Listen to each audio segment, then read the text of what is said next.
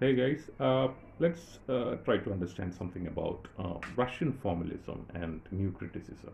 What are the differences between both these, Russian formalism and criticism? What are the kind of commonalities that they share? Um, it's actually, Russian formalism and new criticism, they started uh, during the 20th century, or we can say the earlier part of the 20th century. They are both formalist literary movements.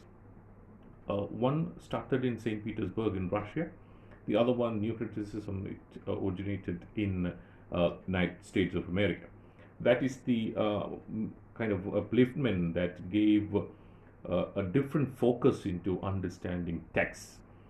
Especially in the case of Russian formalism, what they focused is on the form or structure of a book, of a literary work, the form and structure of a literary work. Instead, on the other hand, uh, new criticism believed that both form and content are closely connected and equally important. Russian formalism, it mainly focused on the form or structure instead of its content, the contents. That's it. That's the main difference. They didn't give more importance to the content of a book, of a literary work. On the other hand, you can see close reading, or what you can call intimate kind of reading, developed in new criticism, especially. So, the meaning of the text is intimately connected and should not be analyzed separately as per the new critiques.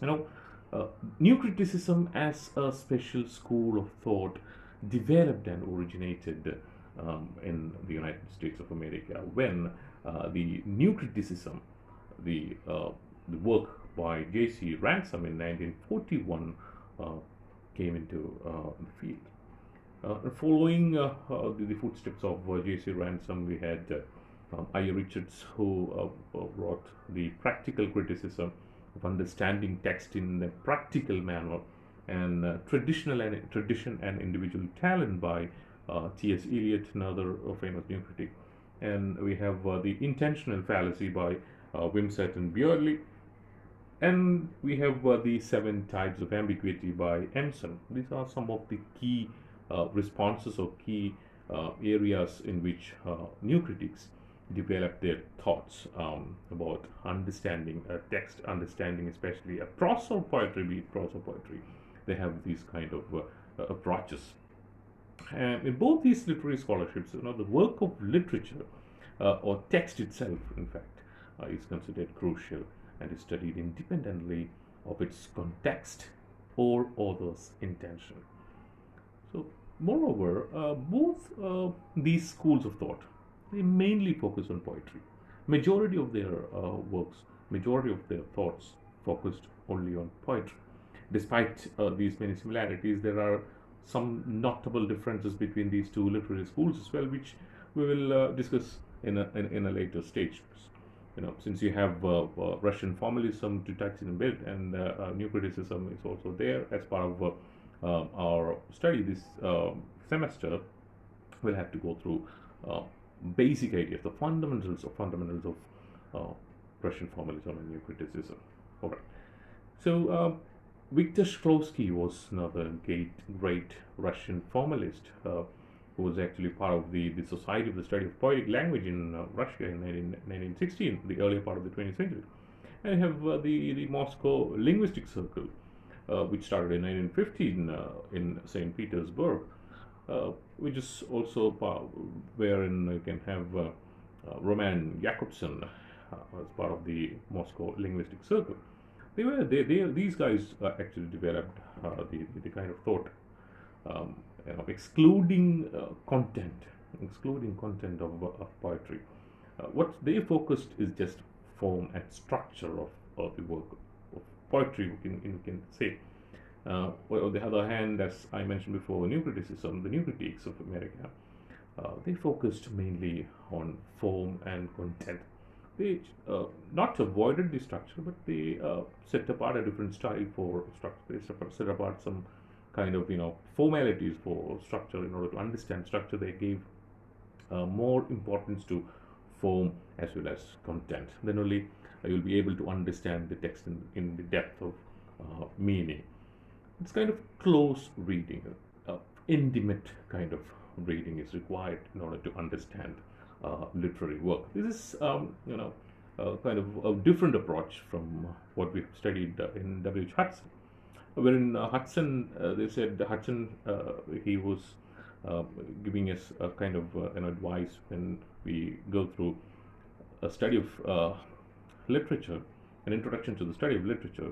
What Hudson was saying is that you need to understand the emotions and aspirations of the author as well in order to understand literature, which is completely rejected, completely avoided by both Russian formalists and new critics. That is the basic kind of understanding about new critics and the Russian formalists.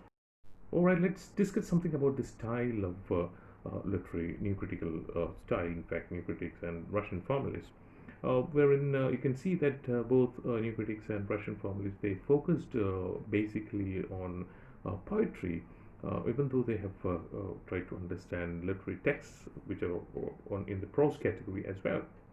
So, what they are saying is that what the new critics and Russian formalists are saying is that uh, as per the style of critics, you need to have a certain kind of you need to put in a lot of efforts, especially you need to give some extra careful kind of focus required when you scrutinize a passage, when you read through a passage which is mentioned in a literary work, in a poetry, and things like that. So you require extra careful and exactly scrutiny in order to exactly scrutinize a literary work.